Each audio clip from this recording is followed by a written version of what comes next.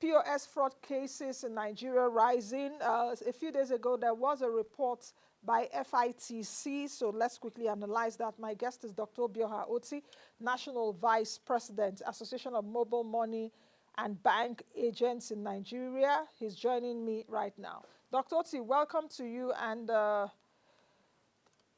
worried should we be transacting with POS now, point of sales terminals? Good morning. Hello. Nancy, good morning. Can you hear me? Yes, I can hear you loud and clear. Okay, thank you so much. Nice to be here once again. Nice to have you. Welcome. Thank you so much. Let me start by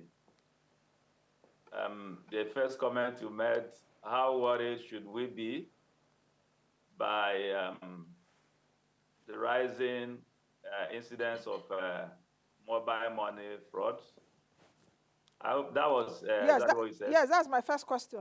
How worried should we be now if we want to transact businesses on POSs? Okay. The truth is that the cases of fraud on the POS particularly is high. But I think if you compare figures from 2023, particularly the last quarter of 2023, quarter four, compare it with what has happened in the first quarter of 2024, you cannot exactly say that the incidence of fraud on mobile money particularly, I'm not talking about financial fraud in Nigeria, I'm talking about the incident of fraud on the mobile money sector. I think it's rather coming down instead of going up. If you compare figures from FITC and NIPS, it's coming down, it's not going up. No, I don't understand what you're saying, no, because are you seeing a different report than I saw? Is it the FCIC report that I saw that you saw that indicated that 3,518 cases were reported in the first quarter of this year from 2,683 cases in the last quarter of 2023?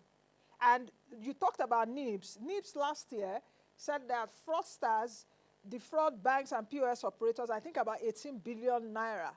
So is it the same report I'm seeing that you're seeing, Dr. Oti? Yeah,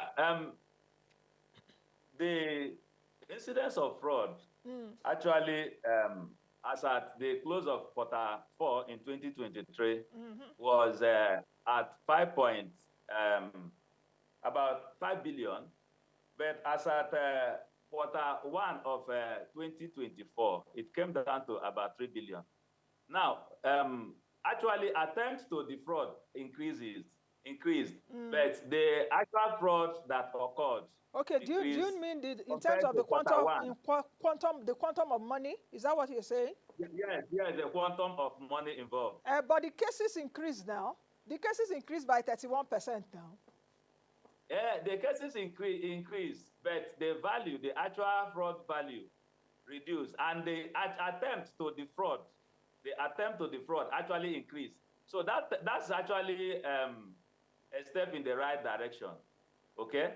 So that's actually a step in the right. That's telling us that fraudsters are still trying their best to defraud the system, but some mechanisms that have been put in place have helped to curb the menace. Okay. So what mechanisms are in place now to curb the menace? Because I remember even how we got here many years ago when we were trying to promote cashless banking, cashless society. I was part of the proponents that, come guys, we can use our card, we mustn't carry cash. And I'm happy now where we are in Nigeria in terms of people now feel comfortable. Some people don't carry cash. But don't you think that things like this would also discourage Nigerians, that if you want to do your transaction with a POS operator now, you're a bit skeptical in terms of, I don't know if I'll be defrauded. So what are bodies like you doing to avoid that? And what can Nigerians really do to avoid being victims of POS fraudsters? Okay, thank you, Nancy. Let's start from what just happened last year. I remember the last time I was in your show, we talked about some regulatory issues that CBN brought, yes. some directives about NIN and the BVN. So as at the close of last day, CBN mandated all the money deposit banks, fintechs, everyone that has to do in the play in the mobile money sector, that for tier 1 accounts, everyone must put their BVN and NIN must attach it, okay?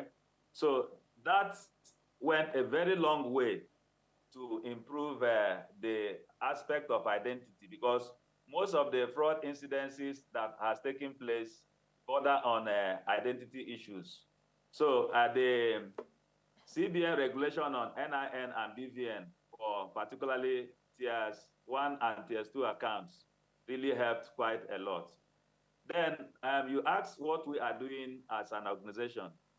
As an organization, the Association of Mobile Money and Bank Agents in Nigeria have quite done a lot, because as you see the figures coming down, just like I told you, it's not just coming down by accident, it's actually by design. In addition to what the CBN has done, we as an association has equally done quite a lot. For instance, in the aspect of training, because some of these frauds that occurred successfully happened because some of the agents were negligent, some of them were ignorant, some of them were completely, they don't know exactly how to go about the transaction. So most fraudsters take advantage of that in order to penetrate the system. So we engage in a lot of training activities. For instance, when the new administration in Amban took of early this year, January, this 2024. So our president, Mr. Fasasi, now called us for a meeting and said that we have to start self-cleansing. We have to start tackling the issue of fraud by looking at ourselves first, okay? And then before that very time, we already have that plan, this plan of joint task force, where Amban is going to be interfacing with the security agencies in order to provide intelligent information as soon as possible and make sure that most fraud activities are being fought seriously, okay? So after that very meeting, many of our structures, because we have 3 structures, we have the local government structure, which is the zonal structure, we have the state structure, and then we have the national structure. So many of our structures were mandated to go out on advocacy programs, training programs, enlightenment programs, both for our agents, our aggregators, and our customers, in order to make sure that most of the enablers of fraud are frustrated. Most of the things that fraudsters use to succeed, that people are enlightened about it and they are actually frustrated. And we have been doing that up till now. Okay, Dr. I think we will leave it here. What I also noticed is that the number of POS terminals, number of POS operators have increased from 2023 till now. We have over 1.1 million new terminal operators. That speaks to the fact that perhaps Nigerians are not are underemployed, so many people are going into POS businesses. But we will speak about that on a later program, what I'm beginning to see, the trend. But thank you very much for joining us today. I've been speaking with Dr. Obioha Oti, who is the National Vice President, Association of Mobile Money and Banks Agents in Nigeria. That's the show today. Please join us again tomorrow for another edition of the program. You're welcome, sir. I will see you all again tomorrow. Be the best you can be and be the change that you want to see. I am Nancy Naji. Bye now.